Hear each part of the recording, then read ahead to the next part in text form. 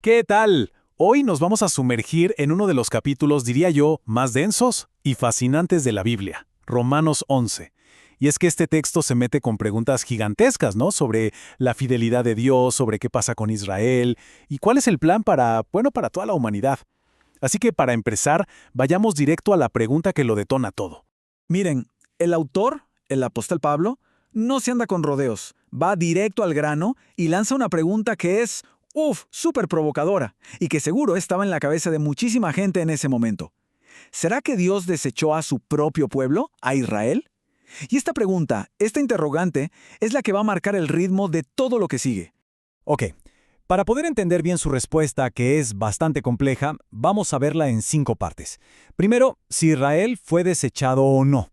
Luego, vamos a hablar del concepto de un remanente escogido por gracia. Después, cómo entra en juego la salvación de los gentiles. En cuarto lugar, la famosa metáfora del olivo, que es clave. Y al final, la revelación de lo que él llama un gran misterio. Muy bien, empecemos por el principio. Pablo encara la pregunta de frente, y su respuesta es inmediata y además muy personal. Y su respuesta es un rotundo en ninguna manera. Así, sin más. ¿Y cuál es su primera prueba? Pues él mismo. Es como si dijera, a ver, ¿cómo va a haber desechado Dios a su pueblo si yo mismo estoy aquí? Porque yo soy israelita, descendiente de Abraham, de la tribu de Benjamín.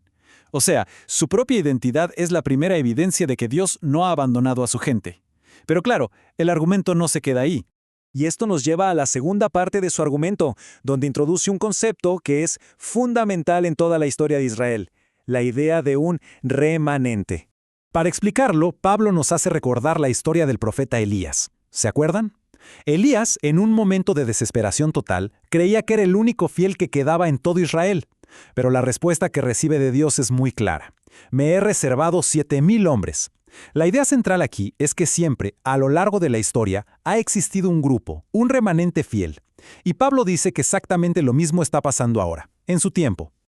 Ahora, la pregunta del millón es, ¿cómo se elige a este remanente? ¿Por qué ellos y no otros? Y aquí Pablo es súper enfático. No es por méritos, no es porque se lo ganaron con sus obras, es por gracia. Es decir, un regalo que no merecían.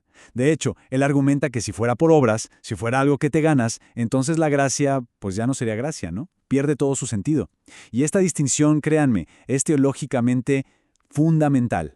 Y es aquí donde el argumento da un giro de verdad sorprendente, porque resulta que el tropiezo de la mayoría de Israel tiene una consecuencia totalmente inesperada, una que involucra al resto del mundo, a los que no eran judíos, a quienes se conocía como los gentiles. Una vez más, Pablo usa una pregunta para que sigamos su línea de pensamiento. Pregunta, ¿acaso tropezaron para caerse y no levantarse más? ¿Fue una caída definitiva? Y de nuevo, la respuesta es un no contundente. Hay un propósito mucho más grande detrás de todo esto. Y aquí viene la gran paradoja. Lo que Pablo explica es que, por causa de esa transgresión de Israel, se abrió una puerta para que la salvación llegara a los gentiles. Pero, ¿para qué? ¿Cuál era el objetivo final? Bueno, para provocar a celos al propio Israel. La idea es que, al ver a otros recibiendo las bendiciones que ellos en un principio rechazaron, eventualmente sientan ese deseo de volver. Bueno, para poder ilustrar esta relación pero tan compleja entre judíos y gentiles, Pablo usa una analogía, que es sencillamente brillante. Una imagen que todos en su época podían entender perfectamente, la metáfora del olivo. A ver, primero lo primero, entendamos qué es injertar. Es una técnica de agricultura muy común en la que tomas una rama de un árbol y la unes a otro para que se alimente de su savia y pueda dar fruto. Con esta imagen bien clara en la mente, la metáfora que va a usar Pablo cobra una fuerza tremenda. Entonces, ¿cómo funciona esta metáfora? Pensemos así, el buen olivo representa al pueblo de Dios, y su raíz, una raíz santa, son los patriarcas, como Abraham. Lo que pasó es que algunas de las ramas naturales, o sea, los israelitas que no creyeron, fueron, por así decirlo, quebradas, y en su lugar, ¿qué se hizo? Se injertaron ramas de un olivo silvestre, es decir, los gentiles. Pero el punto más importante es este. La raíz es la que sostiene y alimenta a todas las ramas, a las que estaban y a las nuevas. Y a partir de esta imagen, Pablo lanza una advertencia crucial, dirigida directamente a los creyentes gentiles. Ojo, no te jactes. Les está recordando que la posición que tienen no es por mérito propio, para nada. Son sostenidos por una raíz que ni siquiera es la suya. Es un llamado muy directo a la humildad, a entender que no han reemplazado a Israel, sino que han sido incluidos en sus promesas. La verdad es que esta metáfora ilustra de forma increíble la dualidad del carácter de Dios. Por un lado, vemos su severidad con las ramas naturales que fueron cortadas por su incredulidad, pero al mismo tiempo, vemos su bondad con las ramas que fueron injertadas. Una bondad que, ojo, se mantiene si éstas permanecen en la fe. Y todo este razonamiento nos lleva al punto culminante del capítulo, a lo que el propio Pablo llama un misterio. Es la revelación del plan final de Dios, un plan que lo abarca todo, tanto a Israel como a los gentiles. La idea de revelar este misterio es, de nuevo, para evitar la arrogancia. ¿Y cuál es el misterio? Que el endurecimiento de una parte de Israel no es permanente, no es el final de la historia. Se trata de algo parcial y, más importante aún, temporal. Va a durar solo hasta que se cumpla otra parte del plan de Dios. La secuencia de eventos que él describe es más o menos así.